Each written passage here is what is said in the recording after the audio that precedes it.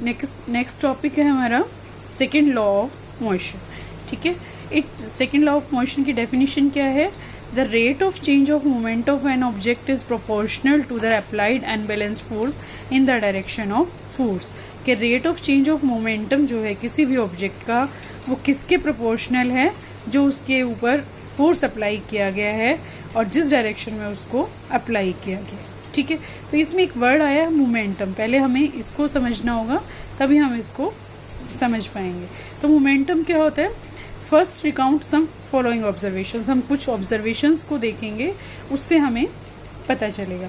A truck at rest doesn't need any attention when parked. अगर हम किसी truck को किसी रोड साइड पे खड़ा कर देते हैं और वो रेस्ट पोजीशन पे खड़ा है, तो हमें उससे मतलब कोई ज़्यादा अटेंशन देने की ज़रूरत नहीं है, उससे बच के चलने की या उसकी तरफ देखने की ज़्यादा ज़रूरत नहीं है। लेकिन एक ट्रक जो बहुत small speed, even 5 metre per second की स्पीड पे भी चल रहा हो, तो हम उससे बच के निकलते हैं, क्योंकि अगर हम उसके रास्ते में आएंगे तो हो सकता है वो हमारे ऊपर से चला जाए और जो पर्सन उसके रास्ते में आया उसको वो किल कर दे। ठीक है, मार दे।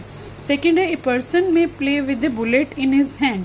अगर हम किसी गन में से बुलेट्स निकाल दें तो उसको हम हाथ में लेके आराम से खेल सकते हैं, लेकिन वही बुलेट अगर हम गन में डाल के फायर कर दें तो उस पर्सन को वो मार सकती हैं। तो इन दोनों ऑब्जर्वेशंस में क्या फ़र्क है कि इसमें जो है जो स्पीड है वो मैटर करती है। किसी भी ऑब्जेक्ट की जो वेलोसिटी है, जो कितनी स्पीड से कितने टाइम पे किस डायरेक्शन में चलाई गई है, वो मायने रखती है, और कितनी स्पीड से चलाई गई है वो मायने रखती है। ठीक है, इसका मतलब है a physical quantity is there which combines objects mass and its velocity. इसका मतलब है कोई एक ऐसी क्वांटिटी है जिसके बारे में हमें मास और वेलोसिटी दोनों को कंबाइन करके देखा जाए तो, और न्यूटन ने इस प्रॉपर्टी का नाम दिया है मोमेंटम। मीन्स अगर हम किसी चीज़ की, किसी ऑब्जेक्ट की मास और वेलोसिटी के बारे में कंसर्न करते हैं तो इट मीन्स हम मोमेंटम के बारे में जान सकते हैं। What is the momentum? The momentum of an object is defined as the product of its mass and velocity. तो मोमेंटम क्या है? किसी भी ऑब्जेक्ट का अगर मास और वेलोसिटी को अगर हम मल्टीप्लाई करते हैं तो वो उसका मोमेंटम है। अगर हम मोमेंटम को p से डिनोट करते हैं और m से mass of the object and v is the velocity, then we can write this is p is equal to mv, momentum is equal to mass into velocity. What are the units of momentum? Units of momentum means हम momentum को कैसे measure कर सकते हैं, कौन से unit में measure कर सकते हैं? SI यूनिट्स क्या हैं?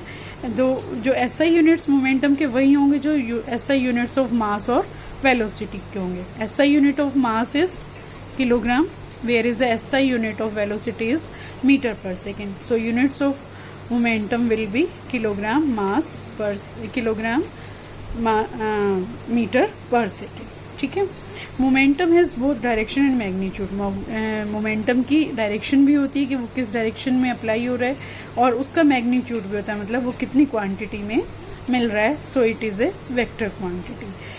अब ख़ास बात क्या है कि कौन सा वो फैक्टर है जिसमें मोमेंटम डिपेंड करता है। मोमेंटम मेनली किसके ऊपर डिपेंड करता है? Momentum mainly depends on the time rate at which it is changed. ये टाइम के ऊपर डिपेंड करता है जितनी देर के लिए ये चेंज हुआ है। ठीक है।